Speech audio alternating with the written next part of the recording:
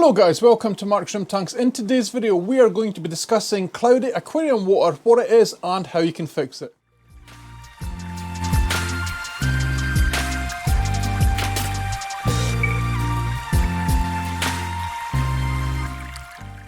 So this is one of the main issues that you will ever face in an aquarium or shrimp tank is simply cloudy water, right? And it's, guys, the thing is it's very easy to fix once you understand what actually is the problem. So let's go over the causes of cloudy water in your shrimp tank or your aquarium. I would say the number one cause would be overfeeding. People simply putting too much food into the water and the filtration can't cope and it clouds the water. The second one would be a bacterial bloom in your tank or your aquarium, and this can often just be caused by not having adequate filtration. The third cause is algae growth, right? You can have green water in a tank and this can simply be caused by, again, not having adequate filtration and having too much light above the water. Another reason for cloudy water can also be filter itself. If you're not doing your maintenance and you're letting it get clogged up and get dirty and it's not actually able to physically clean the water, that is how you can also get cloudy water. So if your issue right now at this very minute is that you have cloudy water, what would you do to fix it, right? The number one thing I would do to fix it is make sure my filtration is working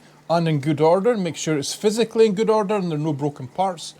The second thing I would do would be to do a partial water change, right? And this will help remove the cloudiness and it'll help give your filtration a little bit of time to catch up, right guys? And I know for sure what my issue in this tank up here is today, because on my filtration there is a fault, right? And I actually made this filter from a piece of PVC pipe, 2 double sponges and a terracotta plate, right? And the issue, guys, is the terracotta plate is it can absorb things, right? It is not water sealed, it is not watertight, it doesn't have a glaze on it, right? So when you add silicone to it, the water can simply go through the terracotta and unstick the silicone, right? So the solution to it, guys, is this. Get an old plate and redo the silicone, and like I've done this. This is one I've made extra, so that's what we're going to do for the rest of the video, is we're going to swap out that filtration for this. You can see the silicone on here. It has been cured for 2 days. It is very tough.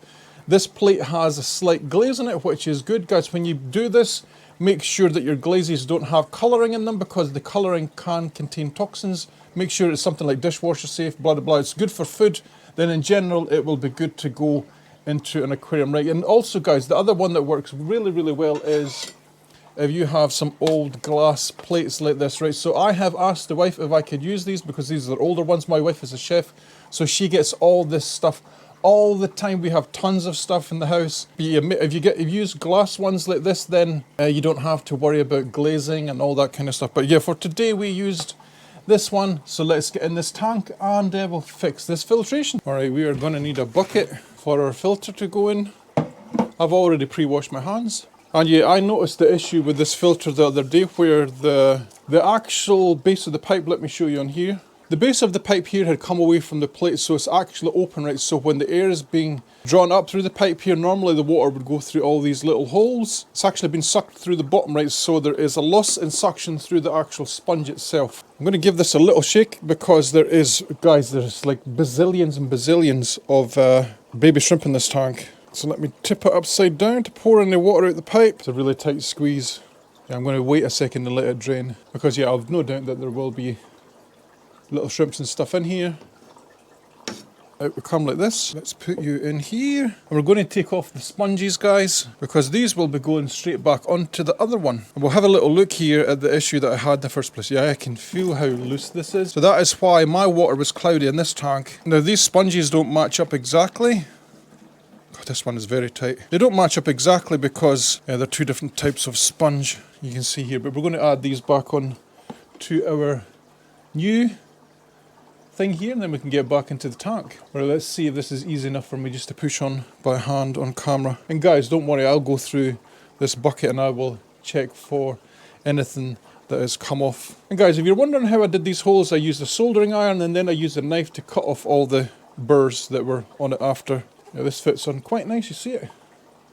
I'd rather it was tight, too tight, than not tight enough, right? So the only thing I have to watch for here, guys, is the base here. There's holes on it like this, you see, holes. We just have to make sure that they are covered, like so. And that is the first one on. Let's get the second one on. Now this is a newer sponge. That is a little bit... Oh, look at that. Look, I just found a baby bristlenose pleco on here with its egg yolk. So this has been ejected from this little cave somehow. Right, guys, I'm going to quickly put this into the breeder box because I have a breeder box up here. Yeah, it really was a baby pleco. It is much larger than the ones that I saved the other day. These ones have coloured up. Their egg yolk is much smaller. This is one that's come from the cave. I suspect that the bristlenose pleco in here ejected half the eggs. Those were the ones I saved, and the ones that were still in there are a little bit bigger. That is really odd. Let's add in our new replacement filter back into the tank. Plate first, sponges in. God, it's so awkward. Such a big awkward filter, but I like it because it's really nice to use. I'm going to make sure that there is no baby shrooms. I'm going to do my best to make sure we don't crush anything. Give everything a chance to get out of the way. So there you have it, guys. Our filtration is fixed.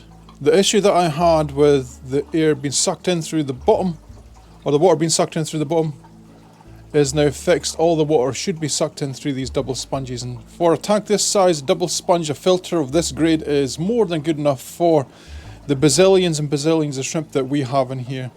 Right, so I'm going to put some food in the tank, guys. Let's see just how many shrimp are actually here. I actually add quite a lot of food to this tank because there's 3 biggish fish in here, 3 biggish bristlenose. And as you can see already, there's like bazillions and bazillions of Blue Dream Neocaridina, right? So let's get this food in here. This is 4, 5 spirulina tabs that are roughly about 1 centimetre in size, right? So I feed them this amount every single day. So it's imperative that I have good filtration.